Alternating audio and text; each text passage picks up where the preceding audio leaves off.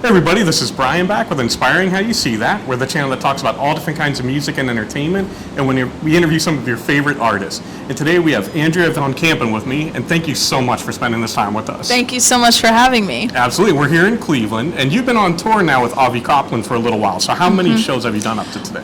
We've been on the road for a week, and I think this might be our 5th or 6th show. Okay. So how many do you have left in the... I think it's about 2 more weeks. Okay, nice. So how's it been so far? It's been great. It's been so good to be back on the road. The audiences have been amazing. It's been great. Nice. Now I saw you got into music, and correct me if I'm wrong, but actually you sent a song in for a contest. Is that how it worked out? Yeah. This was maybe 5 or 6 years ago. I sent a song into the Tiny Desk contest. Okay. And it got picked as one of the top 10 songs. So nice. Yeah, it was cool. So then how did you parlay that into an actual recording contract and getting out and doing this? Yeah, well, at that point I had put out an EP, and then I was just graduating college, and so I made another record, and I put that record out by myself. That did pretty well on like streaming and stuff, and so I just kept working and writing and touring, and I was all very DIY, doing it without any representation of any kind. And so yeah, it was about like 5 years in the making from the Tiny Desk until about a year or so ago that I brought on the label and the manager and the booking. So it was definitely like just a lot of work. There was really no magic thing that happened. No overnight success? No, unfortunately not. No, fortunately not. So I love your folk sound that you have with it. Has that always been what you've gravitated towards for music, or? Yeah, pretty much. I mean, I grew up in a really musical family, so I had a lot of different things that were inspiring to me. So like choral music was a big thing, vocal jazz was a big thing, but folk always just seemed so natural and sort of like what I would always go back to. Okay, very cool.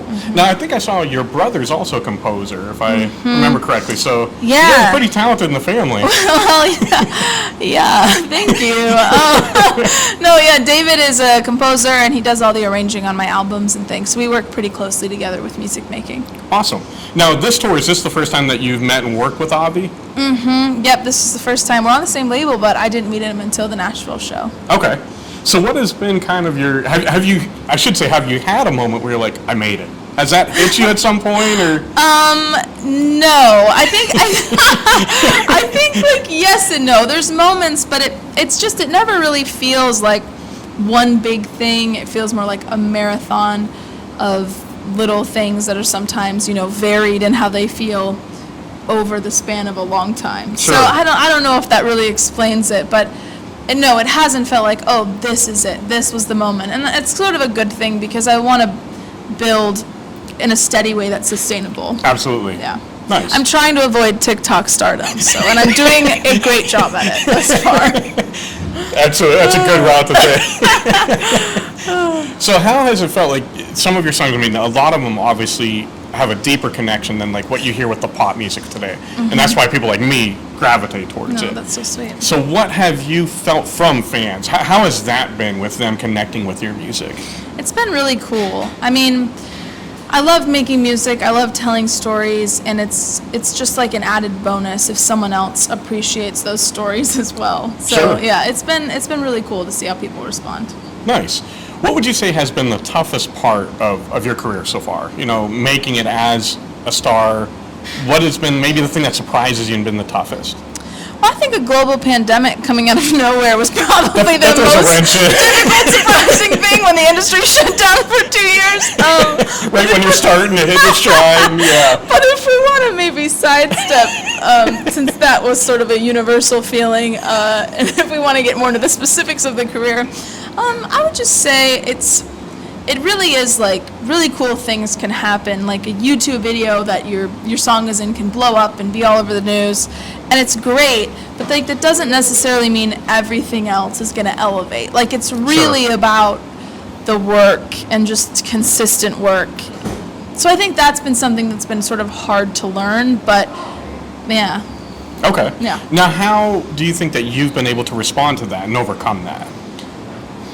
I think it's a daily thing I'm working on. I don't know if I have any specific. So just consistency I would of say doing consistency, and probably feeling a sense of gratitude for where I am. Sure. You know, it's like, it's really easy to feel like things aren't growing as much as you want, or things aren't, you know, it could always be better, it could always be bigger, and yet, like, if you look back from a year ago or 2 years ago, things are better and bigger, and so Sure. it's sort of like reflecting and, you know, staying grateful for what is going well, which is Sure. a lot, yeah. Absolutely. Now, when you're writing a song, do you pull a lot from like your own personal experiences, or is it something that you see in someone else that maybe clicks and you get an idea, or how does that usually work? Yeah, it's a bit of everything. I mean, definitely some of them, especially on this last record, are personal, but a lot are stories that I read, things I watched on TV, people who I talked to. So I sort of will pull inspiration from anywhere. Nice. So now you're on tour, like we mentioned, with AVI. Is there anyone else that you're like, man, if I could pick and choose and be on tour with somebody, who would you choose as like your dream matchup? There's so many people, and I'm lucky to have opened for some people that were like a dream pairing. I mean, Sure. I love the Punch Brothers. Being able to open for them last summer was amazing. They're so incredible live. But yeah, I mean, I think, there's a lot of people I would love to open for. No, Finn, you don't want to like narrow it down and leave Yeah, somebody out. I'll leave it broad. That works. I don't want to like creep anyone out, you know. Makes sense. I mean, I've DM'd them, so they know that I'm creepy, but we don't have to announce it. I've done the same thing, I guess. So of all the songs that you've written, or even some of the ones that you've covered, when you're playing live, what is the most meaningful or the fun, the one that's, I probably shouldn't say the funnest, but the one that gives you the most joy performing live? Oh man, I mean, I really like most of them. I mean, there's only a few I don't get that feeling from. No, I'm just joking. Just cut those out. Yeah, right. No, I don't know if I can pick one. I will say, like, bringing a fiddle player out with me really helps Sure. keep the set interesting to me, just because I've done so much solo opening. So I think it's more of like the reinvention of the songs that can be really exciting for me. Nice. And Andrea, where can fans follow you online at? I am anywhere, pretty much. You have social, so Facebook, Instagram, Twitter, TikTok, YouTube, But she's Spotify. not TikTok famous. I'm not TikTok famous, but I do have content there. Yeah, pretty much anywhere you can listen to music and see Nice. people's socials. So. Awesome. And again, thank you so much for your Thank time. you. Thanks we for really having me. appreciate it. Absolutely. Well, thanks again. And as always, thank you guys for spending this time with us. We love you all. God bless, and rock on.